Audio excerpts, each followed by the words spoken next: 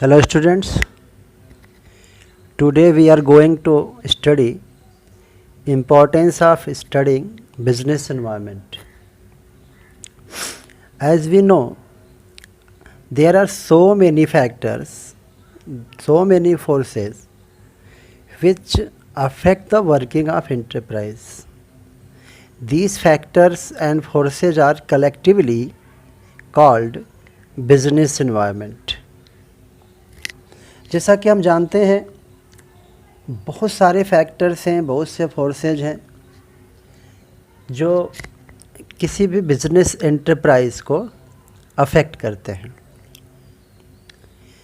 तो सरवाइव करने के लिए, अपने बिज़नेस को सरवाइव करने के लिए, मीन्स हमारा बिज़नेस चलता रहे, बना रहे, बिज़नेस को ग्रो करने के लिए, मीन्स उसका टर्नओवर बढ़े, उसके नंबर ऑफ़ प्रोडक्ट्स बढ़ें, उसका प्रोडक्शन कैपेसिटी इंक्रीज हो, ग्रो करने के लिए, डाइवर्सिफिकेशन के लिए ये बहुत इम्पॉर्टेंट है कि बिज़नेस एनवायरनमेंट को एनालाइज किया जाए, उसको स्टडी करके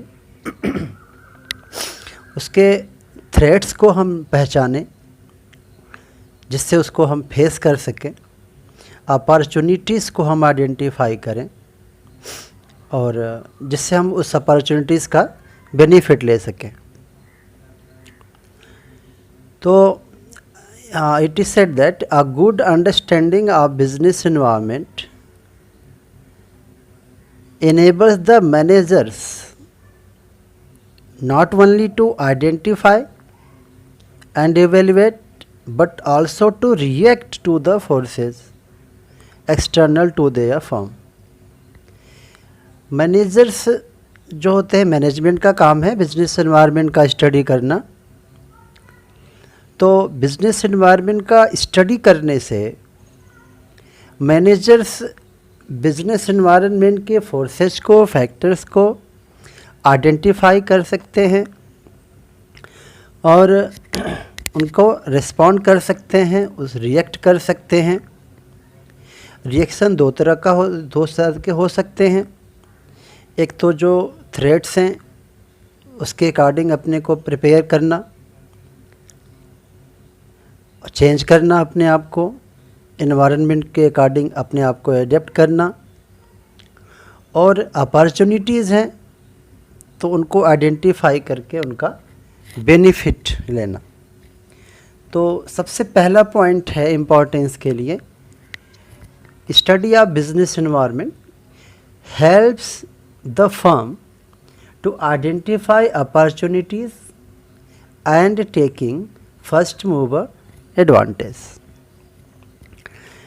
अब हम जानते हैं कि इन्वायरमेंट में थ्रेट्स भी होते हैं, अपॉर्चुनिटीज़ भी होती हैं। अपॉर्चुनिटीज़ मीन्स पॉजिटिव ट्रेंड्स और positive changes that will help a firm to improve its performance. Environment के जो पॉजिटिव चेंजेस होते हैं उसको बोलते हैं अपॉर्चुनिटीज़। फॉर एग्जांपल, लोगों की जो अवेयरनेस है हेल्थ के प्रति, towards health, awareness of the society people towards health. अब लोगों के हेल्थ के प्रति अवेयरनेस है तो उससे एक अपॉर्चुनिटी है उन बिजनेस फर्म्स के लिए जो ऑर्गेनिक फूड का बिज़नेस करते हैं, उनके लिए अपॉर्चुनिटी है। हेल्थ प्रोडक्ट्स बनाने के लिए, सप्लीमेंट्स के लिए, उनके लिए अपॉर्चुनिटी है। जो एक्सरसाइजेज हैं, जिम्स हैं, योगासन है, तो इस तरह की जितने भी उनके लिए अपॉर्चुनिटीज़ हैं, तो इन अपॉर्चुनिटीज़ का बेनिफिट जो सबसे पहली बार जो लेगा, पहल जो करेगा, जो फर्स्ट इनिशिएटिव जो लेगा, उसको फ़ायदा होगा। क्योंकि हम कोई अपॉर्चुनिटी मिली, हमने उसको तुरंत हमने एक्सेप्ट किया और उस प्रोडक्ट का हमने प्रोडक्शन शुरू कर दिया। तो क्योंकि हम स्टार्टिंग में हम अकेले उस प्रोडक्ट को बना रहे हैं तो टोटल सेल हमारा होगा, अभी कोई कंपटीटर नहीं है, तो उसका हम फ़ायदा ले सकते हैं। जब तक कंपटीटर आएंगे धीरे धीरे तब तक हम काफ़ी कुछ प्रॉफिट अर्न कर चुके होंगे। और अगर हम उस अपॉर्चुनिटी को नहीं ग्रैब करेंगे तो हमारे कंपटीटर ग्रैब कर लेंगे, फिर उनको फ़ायदा हो जाएगा। तो इसके लिए बहुत ज़रूरी है कि हम एनवायरनमेंट का कंटिन्यूसली स्टडी करते रहें, कॉन्शियस रहें एनवायरनमेंट में जो चेंजेज हो रहे हैं, जिससे कि हमारे कंपटीटर्स उस अपॉर्चुनिटी का बेनिफिट ले, उसके पहले हम उसका बेनिफिट ले लें और हमारा बिजनेस ग्रो कर जाएगा। बहुत सारे एग्जांपल्स हैं। स्मॉल कार्स के बारे में एग्जांपल आते हैं कि मारुति ने आइडेंटिफाई किया स्मॉल कार्स की अपॉर्चुनिटी, इम्पोर्टेंस उसने पहचाना और उसने स्मॉल कार लॉन्च कर दी, जिससे काफ़ी सेल हुआ और काफ़ी फ़ायदा हुआ, मारुति काफ़ी फेमस हुआ। नेरोलैक पेंट का एग्जांपल दिया जाता है। स्प्रे पेंटिंग में उन्होंने अपॉर्चुनिटी देखा कि इंडिया में मारुति कार का प्रोडक्शन शुरू हो रहा है, तो उन्होंने सोचा कि चलो पेंटिंग तो ज़रूरत पड़ेगी ही पड़ेगी, तो उन्होंने फटाफट अपना स्टार्ट कर दिया। तो वो जब तक दूसरे आते कंपटीटर तब तक वो बहुत सारा बेनिफिट ले चुके। तो एनवायरनमेंट का स्टडी करने से हम अवेयर रहते हैं अपॉर्चुनिटीज़ के लिए कि क्या अपॉर्चुनिटीज़, हमेशा वॉच करते रहना है एनवायरनमेंट से क्या अपॉर्चुनिटीज़ हमको मिलने वाली हैं और उसके लिए उसको बेनिफिट लेने के लिए रेडी रहना। सेकंड है थ्रेट्स। जिस तरह से एनवायरनमेंट में अपॉर्चुनिटीज़ भी हैं और थ्रेट्स भी हैं, तो स्टडी ऑफ एनवायरनमेंट हमें हेल्प करता है, help the firm to identify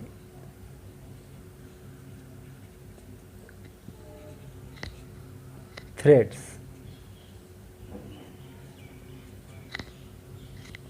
and early warning signals। तो बिजनेस एनवायरनमेंट में जो चेंजेज होते रहते हैं उसमें ऐसा नहीं कि केवल अपॉर्चुनिटीज़ ही होती हैं, उसमें थ्रेट्स भी होते हैं। थ्रेट्स मीन्स क्या है कि हमारे बिजनेस का लॉस हो सकता है। जैसे कोई प्रोडक्ट है, awareness towards disadvantage of plastic, single use plastic, तो सिंगल यूज प्लास्टिक के लिए वो बिजनेस थ्रेट है, तो उसको हम पहचानेंगे। तो हमको पता है कि जब लोग प्लास्टिक कम यूज़ करेंगे तो हमारा प्रोडक्ट तो सेल कम हो जाएगा, सिंगल यूज प्लास्टिक लोग यूज़ करेंगे नहीं, तो हमें अपने बिजनेस को डाइवर्ट करना चाहिए, कोई और प्रोडक्ट बनाना चाहिए उन्हीं रिसोर्सेज से। तो थ्रेट्स क्या है एनवायरनमेंट में, ये हमारे नेगेटिव चेंजेज हैं जो हमारे परफॉर्मेंस को हिंडर करते हैं, डिस्टर्ब करते हैं, हमारे परफॉर्मेंस को लो डाउन कर देते हैं। तो अगर हम एनवायरनमेंट का कंटिन्यूअस स्टडी करते रहते हैं, उसको एनालाइज करते रहते हैं, तो हम ये पता लग सकता है कि ये सिचुएशन आने वाली है तो हमारे बिजनेस पे इसका एडवर्स इफ़ेक्ट पड़ेगा, हमारा बिजनेस परफॉर्मेंस डाउन हो जाएगा। तो उसके लिए हमें क्या करना चाहिए, उसको कैसे फेस किया जाए, तो करेंगे। जैसे कि बजाज ऑटो आप जानते हैं, उसका स्कूटर्स आते थे उसके, और लेकिन जब उसने देखा कि ये बड़ी बड़ी कंपनियां हैं वो बाइक्स बनाने लगी, तो उन्होंने क्या किया कि तुरंत उन्होंने अपने बाइक्स लॉन्च शुरू कर दिए, ज़्यादा वैरायटी ऑफ बाइक्स लाना शुरू कर दिए और उसमें काफ़ी इम्प्रूवमेंट उन्होंने किए जिससे कि उनका बिज़नेस डाउन ना होने पाए। इस तरह का है बहुत सारे, जैसे कि पहले पीसीओ मशीन्स आती थी, पीसीओ जब मोबाइल नहीं हुआ करते थे सबके पास तो पीसीओ मशीन्स हुआ करती थी, लेकिन जब मोबाइल आना शुरू हो गया तो पीसीओ मशीन्स बनाने वाले जो फर्म्स थे उनके लिए वो थ्रेट था। तो उन्होंने जिन्होंने एनवायरनमेंट का स्टडी किया तो उन्होंने उसका फेस किया और अपना जो उनके पास रिसोर्सेज थे उसको डाइवर्ट किया कोई और प्रोडक्ट बनाने के लिए, क्योंकि पीसीओ मशीन तो बंद हो गई, सेल होनी बंद हो गई। तो अगर हम लेट कर देंगे वो सिचुएशन आ जाएगी सामने हमारे, तब हम मुश्किल होगा।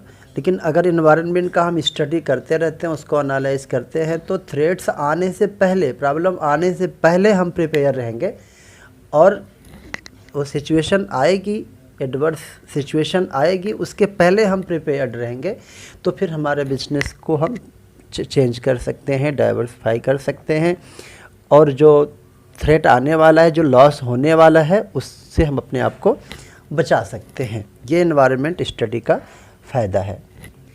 थर्ड, एनवायरनमेंट स्टडी का जो थर्ड बेनिफिट, थर्ड पॉइंट है जो हम पढ़ते हैं, helps in study of environment. ये एक्चुअली ये इम्पोर्टेंस ऑफ एनवायरनमेंट स्टडी है, एनवायरनमेंटल स्टडी। एनवायरनमेंट स्टडी करने का क्या फ़ायदा है बिजनेस एनवायरनमेंट को स्टडी करने का? तो बिजनेस एनवायरनमेंट को स्टडी करने का बेनिफिट है, एक और पॉइंट से हम समझते हैं, हेल्प्स इन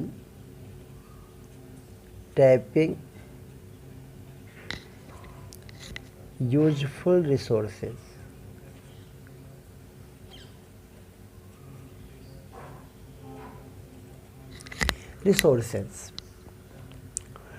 तो environment is the source of various resources for running a business। Business को रन करने के लिए जो रिसोर्सेज आते हैं वो भी इन्वायरमेंट से आते हैं। अब रॉ मटेरियल कहाँ से आते हैं? वो भी इन्वायरमेंट से आते हैं। वर्कर्स, एम्प्लॉइज़ कहाँ से आते हैं? वो भी इन्वायरमेंट से ही आते हैं। तो इन्वायरमेंट को कहा जाता है source of resources. A business enterprise gets various resources और inputs like finance, machines, raw material, power etcetera. Business करने के लिए हमें क्या चाहिए? फाइनेंस चाहिए, मशीनें चाहिए, रॉ मटेरियल चाहिए, पावर चाहिए, मीन्स इलेक्ट्रिसिटी, पावर। ये कहाँ से आएगा? इन्वायरमेंट से आएगा। फाइनेंसर हमारे इन्वायरमेंट के पार्ट हैं, गवर्नमेंट भी हमारे इन्वायरमेंट का कंपोनेंट है, सप्लायर्स हैं। तो ये सब रिसोर्सेज हम क्यों इनमें पैसे इन्वेस्ट करते हैं? क्यों पैसे इन्वेस्ट करते हैं? हमारा एक्सपेक्टेशन होता है कि हम इन रिसोर्सेज में इन्वेस्ट करके हम बेनिफिट ले सकते हैं, प्रॉफिट अर्न कर सकते हैं। तो जो फार्म है, बिजनेस इंटरप्राइज है, वो इनपुट लेती है और आउटपुट को सप्लाई करती है अपने कस्टमर्स को, और हम गवर्नमेंट को टैक्स भी देते हैं, और जो लोग इन्वेस्टर हैं उनको हम प्रॉफिट देते हैं, शेयर ऑफ प्रॉफिट, डिविडेंड देते हैं। इसका मतलब ये हुआ कि बिजनेस इंटरप्राइज किस पे डिपेंड होता है? एनवायरनमेंट पे डिपेंड होता है, इनपुट, और हम इनपुट लेके एनवायरनमेंट से उसमें हम आउटपुट देते हैं। तो एनवायरनमेंट का स्टडी करने से, उसको एनालाइज करने से हमें ये पता लग जाता है कि हम अपने रिसोर्सेज को कैसे यूज करें, उसका कैसे बेनिफिट लें। उसके अकॉर्डिंग हम पॉलिसी बनाते हैं कि रिसोर्सेज को हम किस तरह से अरेंज करें और इनपुट को हम कैसे आउटपुट में कन्वर्ट करें, जिससे कि जो एनवायरनमेंट डिज़ायर कर रहा है, जो एनवायरनमेंट को चाहिए। जैसे फॉर एग्जांपल, अब जब 4G फ़ोन आना शुरू हुआ, 3G फ़ोन, पहले 2G फ़ोन यूज हुआ करता था, तो अब जो लोग कंटिन्यूअस स्टडी करते थे उनको पता था कि 2G फ़ोन आने वाला है, तो उन्होंने जो अपने रिसोर्सेज थे, जो 2G फ़ोन की रिसोर्सेज जो थे उनके पास, जो मटेरियल था जो यूज होता था, तो उसको उन्होंने बंद कर दिया लेना, परचेज करना। अब वो 4G के लिए जो मटेरियल चाहिए उसको इकट्ठा करना शुरू कर दिया। LED, पहले जो CRT मॉनिटर्स आते थे, TV वगैरह जो आता था पहले, CRT मॉनिटर्स आते थे, लेकिन अब LED की डिमांड बढ़ने लगी, तो जो बनाने वाले थे LED टेलीविज़न, उन्होंने CRT मॉनिटर्स के मटेरियल को अरेंज करना बंद कर दिया और LED मॉनिटर्स के लिए मटेरियल इकट्ठा करना शुरू कर दिया। तो इन्वायरमेंट स्टडी करने से हमको पहले से एक अंदाज़ा लग जाता है, हम अपनी पॉलिसी बना सकते हैं कि हम क्या करें, रिसोर्सेज, कौन से रिसोर्सेज को हम अपने फाइनेंस को, अपने मनी को किस रिसोर्सेज में इन्वेस्ट करें जिससे कि हमारे बिजनेस को बेनिफिट मिले। नेक्स्ट एडवांटेज है एनवायरनमेंट स्टडी का, वह है study of environment helps in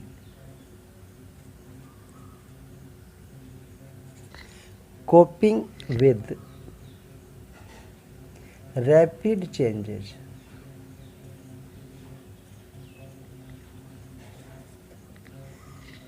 business in fact क्या है, देखिए बिजनेस करना बहुत ही अवेयरनेस का काम है, बहुत ही हमें प्रिडिक्शन करने पड़ते हैं। बिज़नेस करना इतना इजी नहीं है। बिज़नेस स्टार्ट कर तो हम सकते हैं, पैसे हमारे पास, बिज़नेस हम स्टार्ट कर सकते हैं, लेकिन बिज़नेस को सरवाइव करना, बिज़नेस को ग्रो करना इतना इजी नहीं। इसीलिए दुनिया में बहुत सारे लोग हैं, उनके पास बहुत सारा पैसा है, बहुत सारा कैपिटल है, लेकिन वो बिज़नेस नहीं कर पाते, क्योंकि बिज़नेस अगर करते भी हैं तो सक्सेसफुल नहीं हो पाते सब लोग।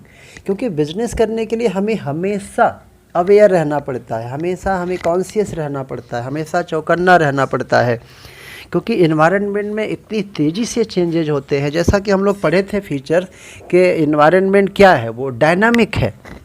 डायनामिक मीन्स क्या है, एवर चेंजिंग, कंटिन्यूअस चेंज होते रहते हैं उसमें, और उन चेंज के साथ हमें एडजस्ट करना पड़ेगा अपने आप को। तो आज का जो बिज़नेस इन्वायरमेंट है उसमें जो मार्केट कंडीशंस हैं वो बहुत चेंज होते रहते हैं। ब्रांड की लॉयल्टी उतनी अब नहीं रह गई कि नहीं ये कोई ब्रांड चल रहा है तो हमेशा ही चलता रहेगा। बहुत सारे ब्रांड बंद हो गए। आपको याद होगा पहले फ़िलिप्स खूब चलता था, फ़िलिप्स के फ्रिज, फ़िलिप्स का टीवी और ये सब चलते थे, टीवी वगैरह, फ्रिज का, फ़िलिप्स का बहुत सेल होता था। अब बाद में वो फ़िलिप्स का सेल होना बंद हो गया, तो ब्रांड जो था फ़िलिप्स बहुत बड़ा ब्रांड हुआ करता था, अब बाद में वो बंद हो गया। बीपीएल आ गया, बीपीएल के बाद एलजी आ गया। तो इस तरह से एक ब्रांड पर लोग नहीं बने रहते हैं, उसमें चेंज होना रहता है। तो ऐसा कोई सोच ले नहीं मेरा तो प्रोडक्ट खूब बिकता है, मेरा खूब ब्रांड मेरा फेमस है तो हम बिज़नेस हमारा चलता ही रहेगा, नहीं, वो खतरे में पड़ जाएगा। जैसे नोकिया खतरे में पड़ गया था, नोकिया मोबाइल बंद हो गया सेल। एक समय था कि मार्केट में जहाँ देखे लोग, जिसको देखिए नोकिया मोबाइल यूज करता था। बाद में आया लोग जिसको देखिए सैमसंग करते थे।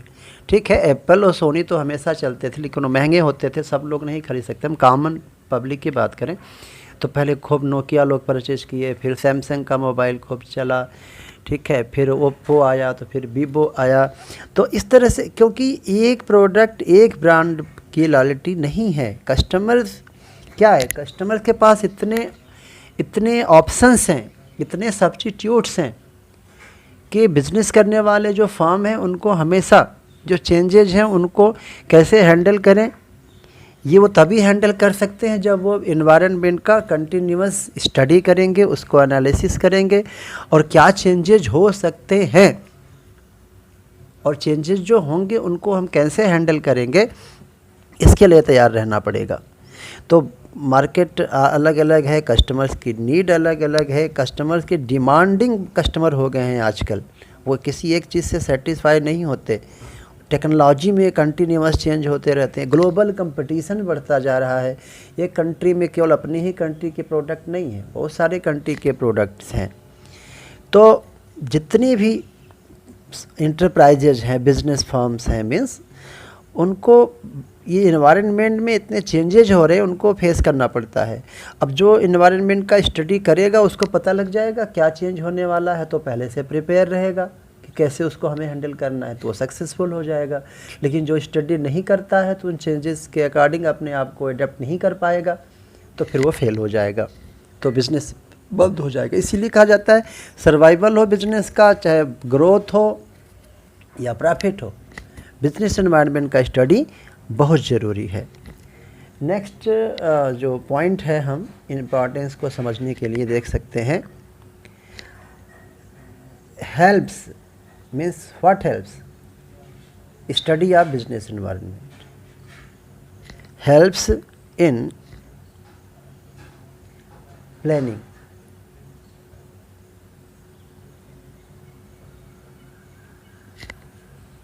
and policy formulation।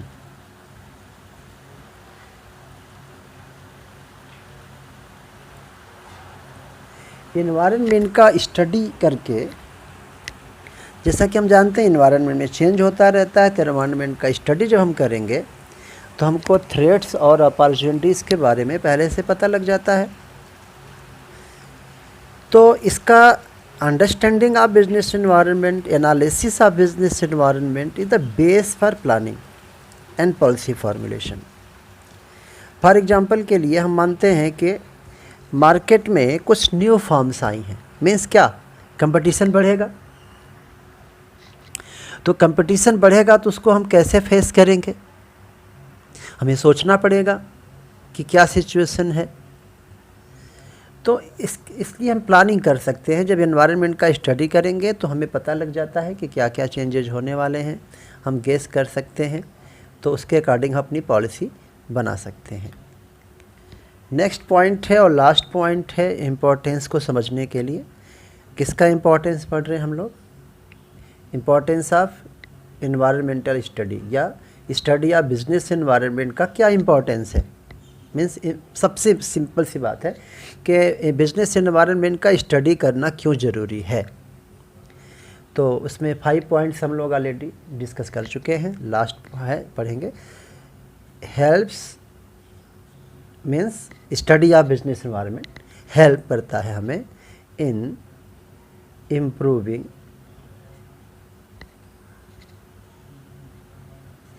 Performance. Business का परफॉर्मेंस क्या है, प्रॉफिट।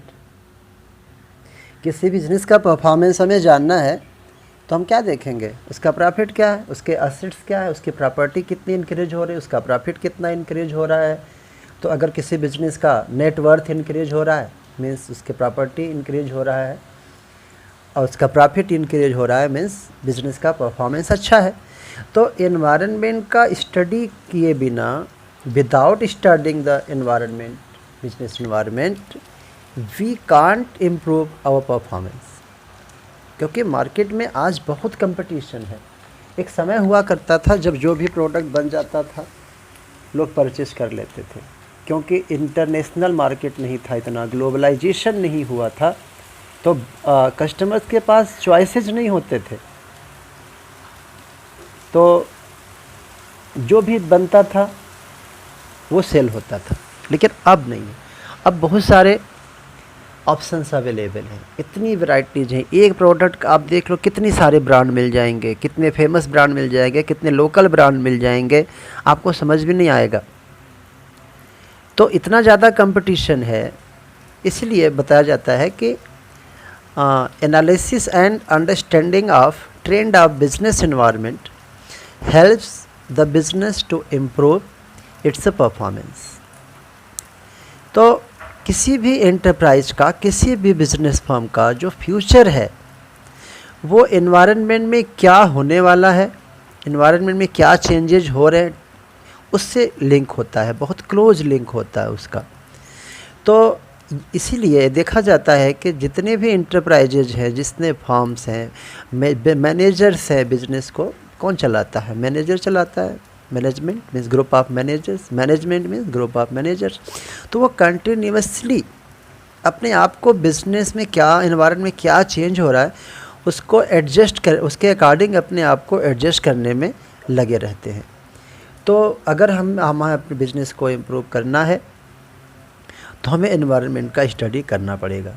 या हम इसी बात को पॉजिटिवली कह सकते हैं कि अगर हम एनवायरनमेंट का कंटिन्यूस स्टडी करते हैं, एनवायरनमेंट का जो चेंजेज हो सकते हैं, हो रहे हैं, उसको एनालाइज करेंगे तो हमको ये हेल्प मिलेगी कि हम अपने आप को उसके अकॉर्डिंग चेंज करें, जिससे हमारा परफॉर्मेंस इम्प्रूव हो जाए।